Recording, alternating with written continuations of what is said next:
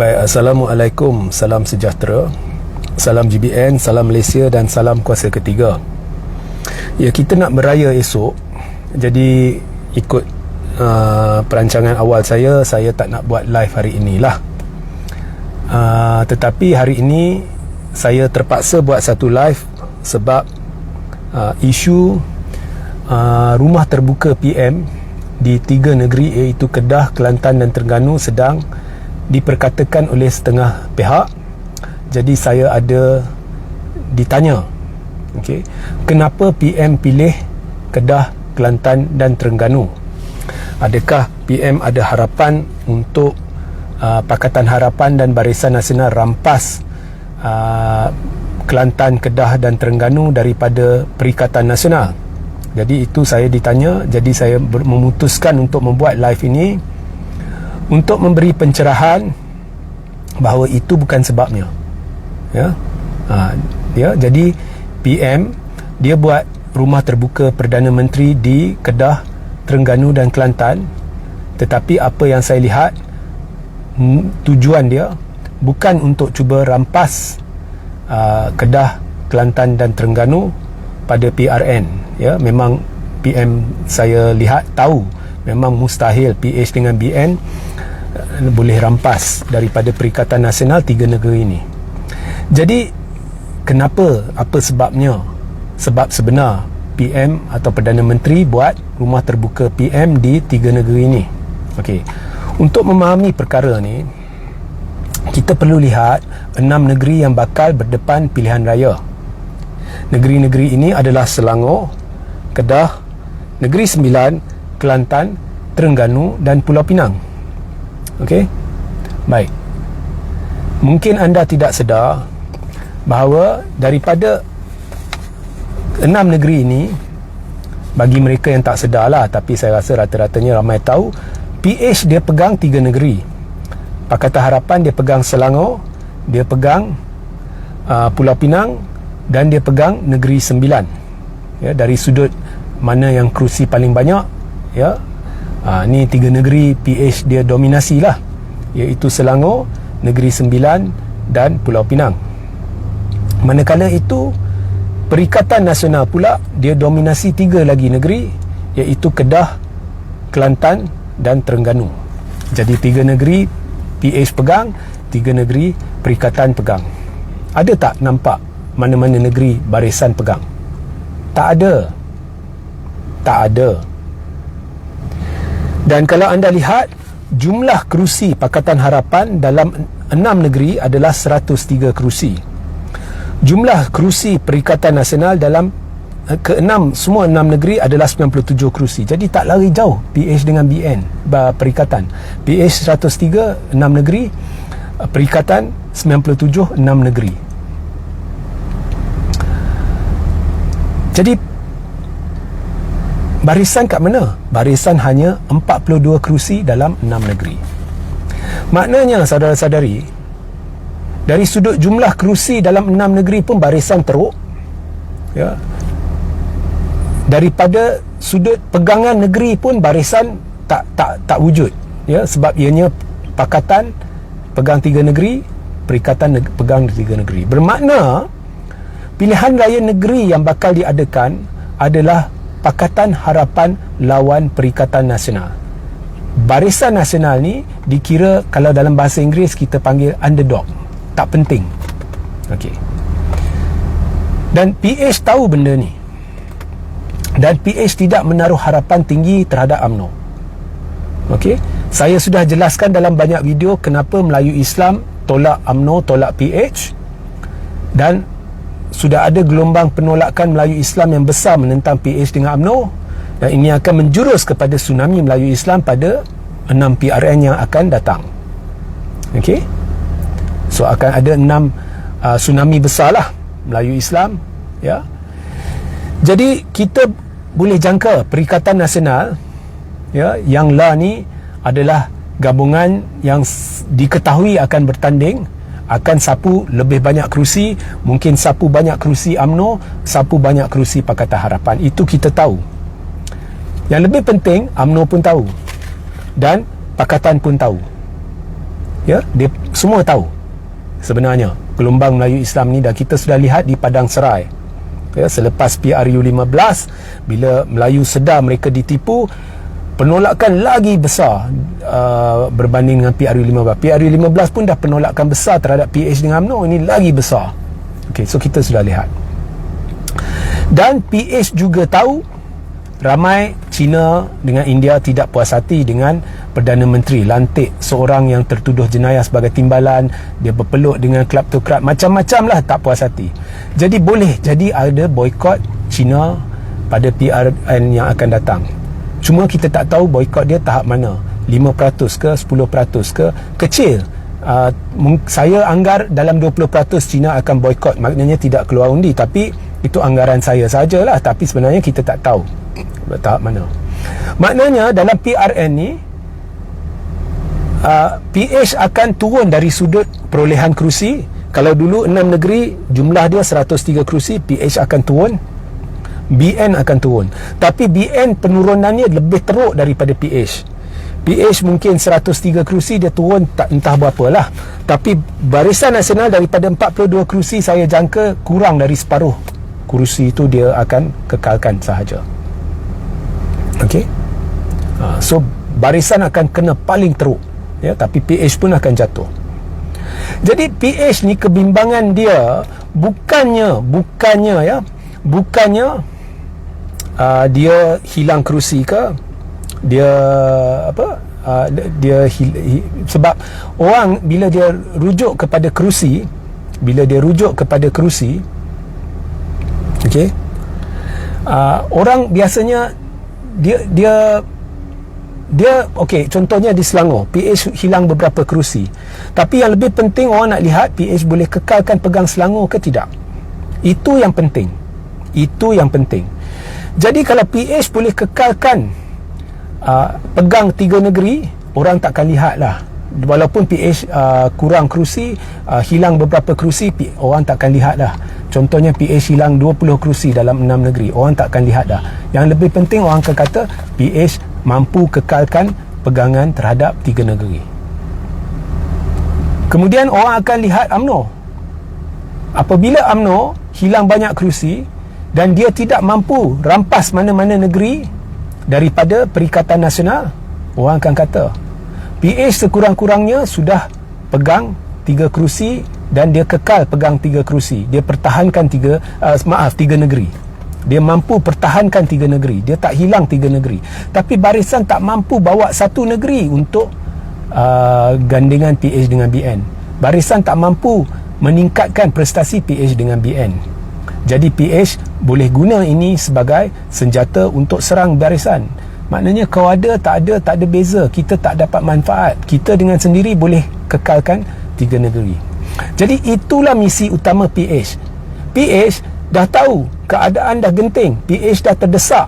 Mungkin dia hilang semua negeri, atau mungkin dia hilang 2 negeri daripada 3 negeri yang dia pegang. Dia tahu dah. Jadi misi PH bukannya nak takluki negeri Kelantan, Terengganu atau Kedah. Dia tahu PH tak boleh, barisan tak boleh. Barisan akan hilang banyak kerusi, PH akan hilang banyak kerusi. Yang penting bagi PH, jangan hilang terlalu banyak kerusi sampai kita hilang mana-mana negeri yang kita sudah sedia pegang. Asalkan kita boleh kekal pegang 3 negeri yang kita duk pegang lah ni, kita boleh beritahu kepada rakyat bahawa kita tidak ditolak rakyat. Itu target PH sekarang. Sebab itu PH takut untuk beri UMNO bertanding mana-mana kerusi yang lah ni dipegang oleh PH. Sebab itu PH letak satu syarat. Kalau PH dengan BN bekerjasama dalam pilihan raya negeri, okey, ya, kalau PH dengan BN bekerjasama di dalam 6 negeri, syaratnya kerusi-kerusi yang dipegang oleh PH tak boleh UMNO kacau, dan kerusi yang dipegang oleh UMNO tak boleh PH kacau. Ya, kerusi yang dipegang oleh PH letak syarat UMNO jangan kacau. Kerusi yang dipegang oleh UMNO, PH letak syarat PH takkan kacau. Ya, Sebab PH tak tahu UMNO akan ditolak. Kalau contohnya di Selangor, PH sekarang pegang 40 kerusi, UMNO minta 10 kerusi, kalau PH bagi, ya, PH tahu akan kalah sebab Melayu Islam tolak. Sebab undi UMNO hanya bergantung kepada pengundi Melayu. PH kurang-kurangnya dia di kawasan-kawasan Cina, dia boleh bergantung kepada orang Cina, ya? Jadi PH tak mau UMNO kacau kerusi Melayu, kerusi PH, ya? Dia takut. So maknanya PH ni dia rasakan UMNO ni tidak boleh bantu, okey, dari sudut kerusi. Tetapi pada masa yang sama, PH amat-amat mengharapkan sekurang-kurangnya dia dapat sedikit undi tambahan daripada penyokong UMNO. Dia dah tahu UMNO teruk, tetapi kalau boleh dapat contohnya tambahan 5% ke 7% undi Melayu daripada kalangan penyokong UMNO, ini mungkin akan mengurangkan risiko PH hilang terlalu banyak kerusi hingga hilang mana-mana negeri. So persahabatan PH dengan UMNO ni hanya sekadar PH nak cuba dapatkan tambahan undi Melayu, ya, untuk elak hilang terlalu banyak kerusi sampai hilang negeri, ya, bukannya untuk mendapat tambahan kerusi UMNO, sebab dia tahu UMNO akan kena belasah teruk, ya, dan PH sendiri akan kena. Okay? So bukannya untuk dapatkan kerusi UMNO mana-mana negeri, dia tak harap itu. Dia cuma nak tunjuk kepada pengundi, kami ni sahabat dengan UMNO. Harap-harap dalam 5% ke 7% pengundi yang menyokong UMNO ni akan sokong calon-calon PH untuk kurangkan risiko PH hilang mana-mana negeri. Maknanya PH sekarang ni sekadar menunggang persahabatan dia dengan UMNO. Yang paling rugi dalam PRN ini adalah UMNO, kerana dari sudut agihan kerusi, UMNO hanya boleh bertanding di kawasan-kawasan yang tidak ditandingi calon PH, yang tidak dipegang oleh PH sekarang ni, ya, maknanya UMNO boleh hanya cuba bertanding di kawasan-kawasan yang lain ni dipegang oleh perikatan. Itu pun kena bahagi dengan PH, ya.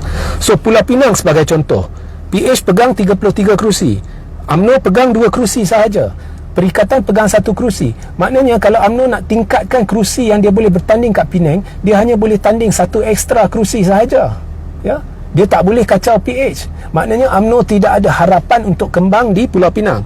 UMNO tidak ada harapan untuk kembang di Terengganu dan Kelantan. Terengganu dan Kelantan kita tahulah, dia ni akan pergi ke Perikatan Nasional. Di Negeri Sembilan pula UMNO tidak ada harapan untuk kembangkan sayap dia. Dia tak boleh tambah kerusi yang boleh dia bertanding, sebab di Negeri Sembilan PH pegang 20, UMNO Barisan Nasional pegang 16. Tidak ada orang lain yang pegang. Jadi UMNO tak boleh kacau kerusi PH, PH tak boleh kacau kerusi UMNO. Jadi memang tak boleh tambah kerusi yang dia boleh bertanding, ya. Di Kedah UMNO pegang 2 kerusi, PH pegang 10 kerusi, lain-lain dipegang oleh majoritinya perikatan. Tak ada harapan lah kalau UMNO cuba bertanding di kawasan perikatan, tak ada harapan lah. Jadi anda lihat mangsanya adalah UMNO. PH tahu UMNO akan kalah teruk, jadi PH tidak beri ruang untuk UMNO bertanding terlalu banyak kerusi tambahan.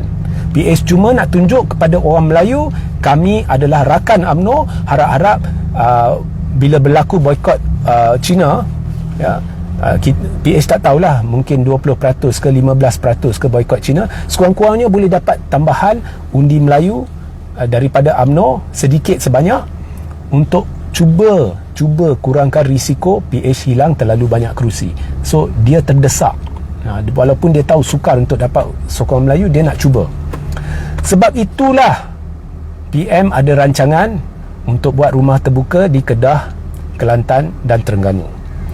Okey, sama ada rancangan itu masih diteruskan ke tidak, saya tidak tahulah. Tetapi itulah yang dilaporkan, ya. Sebab apa? Kalau PM dia buat rumah terbuka di Pulau Pinang, orang akan kata, alah PM ni, dia ni lebih kepada Cina, dia buat di tempat ramai orang Cina. Kalau dia buat di Selangor, tak ada impak. Sebab kalau buat Selangor, Putrajaya, Kuala Lumpur, tak ada impak. Itu memang orang jangka PM akan buat di mana-mana kawasan itu. Jadi PM pilih kawasan Pekat Melayu yang pegangan Islam amat kukuh, iaitu di Kedah, Terengganu dan Kelantan. Bukan sebab nak takluki negeri-negeri itu, sebab nak tunjuk ya kepada Melayu bahawa PM ini walaupun dia adalah dari Pakatan Harapan, walaupun ada DAP, tapi dia cukup pentingkan masyarakat Melayu. Tambah pula dia adalah rakan UMNO. Jadi yang PM buat rumah terbuka ni bukannya target Terengganu, Kelantan dan Kedah. Dia hendak cuba tarik sokongan Melayu di Selangor, Penang dan juga di apa orang kata Negeri Sembilan. Nak cuba tarik sokongan Melayu UMNO daripada tiga-tiga negeri ini ya, dengan meyakinkan penyokong UMNO. Walaupun saya dengan DAP, tapi tengok bila saya buat rumah terbuka, saya buat tempat orang Melayu di Kedah, Kelantan dan sebagainya. Saya buat di tempat Perikatan Nasional ya, untuk cuba dapatkan tambahan penyokong Melayu di Negeri Sembilan, Pulau Pinang dan Selangor. Sebab PM tahu PH akan juga menyusut dari sudut perolehan kerusi disebabkan gelombang atau tsunami Melayu Islam yang bakal melanda. Jadi PM tahu benda ni ya, PM tahu PH akan kena teruk.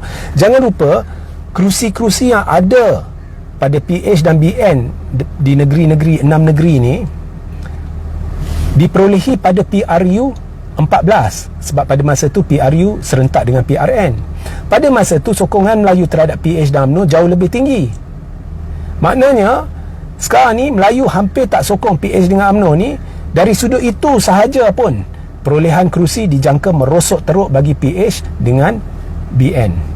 Cuma PH takut dia merosot begitu teruk sampai dia hilang negeri. Itu yang dia tak mau ya.